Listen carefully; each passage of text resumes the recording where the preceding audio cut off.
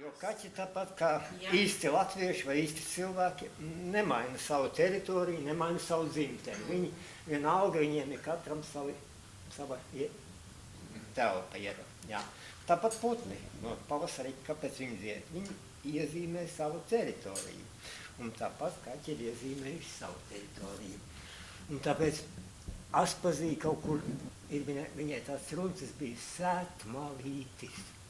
Vārdiņš tā. Jā, tāpēc, ka tas par sētu līdis pāri pie viņiem. Bet viņai praktiski bija baznīcas ielā 3 kaķi tikai. Inga, Didis un sētmalītis. Nu, un tad pirms tam tāds Mikiņš bija, bet to vilku suņi nokoda.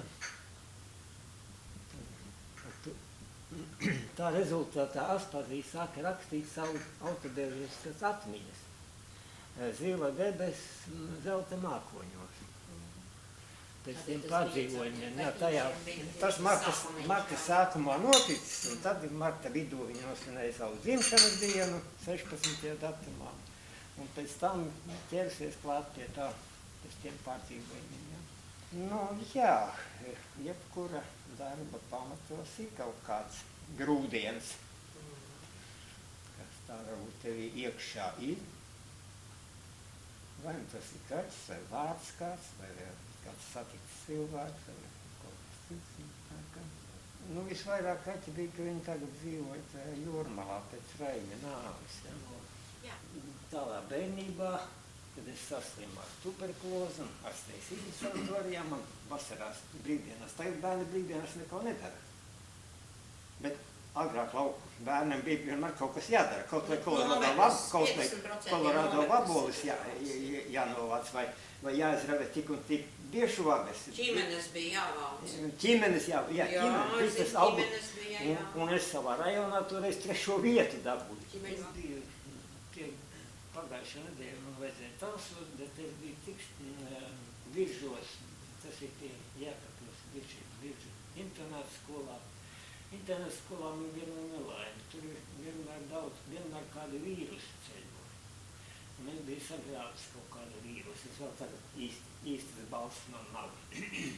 Jā, par karo puku taču bija iepriekšējos gadus, taču neiznāca, vai ne? Nē, 16 gadus pēc beigšanas manis neiznāca. Nu tieši tā, ka agrākā garā puka taču bija tik populāra grāmatiņā bērniem. Nu, un tad bija tās liels tukšums. Ar ļoti dalītām jūtām piekritu, tā ir otrā tagad.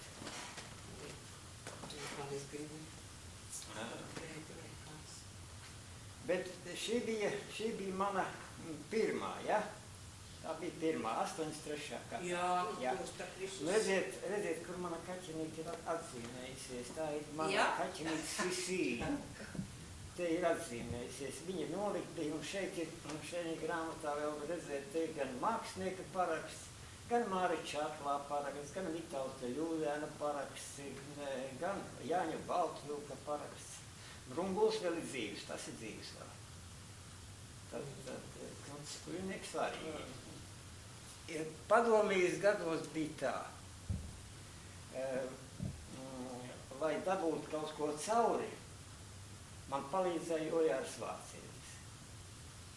Jo negribēju šo nosaukumu garā puku. Kas tad tas ir? Tur vajag zelta rīts, kaut ko tam līdzīgi. Ja? Nu, tad Ojārs Vācietis man palīdzēja, jo viņa kundze Ludmila Azarova arī strādāja izdevniecībā Liesma, Krievu redakcijas tajā redakcijā. Un tad es lūdzu, lai viņš uzraksta, ilgi Ojārs Vācietis neatbildēja, pēc tam viņš vienā dienā man piezvana. Ziniet, uzrakstīju, es iedodu Ļudai, viņa aiznesīs.